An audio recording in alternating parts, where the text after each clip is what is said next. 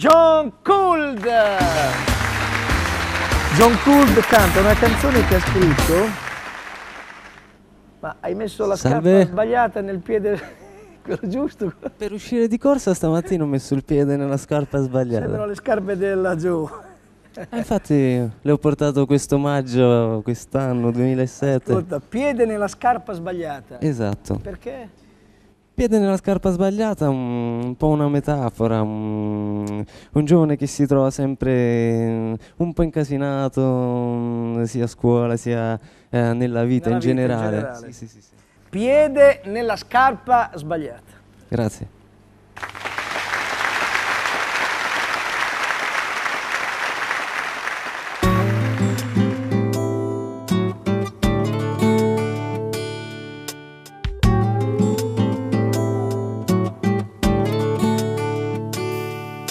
È inutile spiegare 2700 situazioni da riciclare.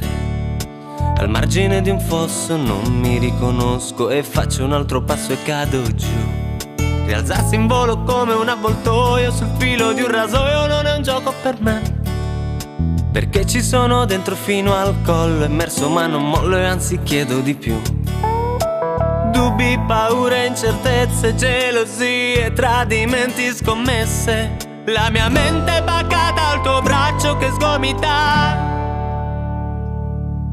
Sto col piede nella scarpa sbagliata, stornato da una dea bendata che mi dice sogna, sogna che ti passa e canta. Faccio passi da gigante, due indietro e un avanti. Ho conosciuto e visto formiche lavorare d'estate e cicale cantare. Snob, signorina, dove va? Lei non canta, ma resti salda con i piedi per terra come un fiore nella sua terra. Mentre tutto passa inesorabilmente, resto a galla vivendo il presente. Sfortunatamente come sempre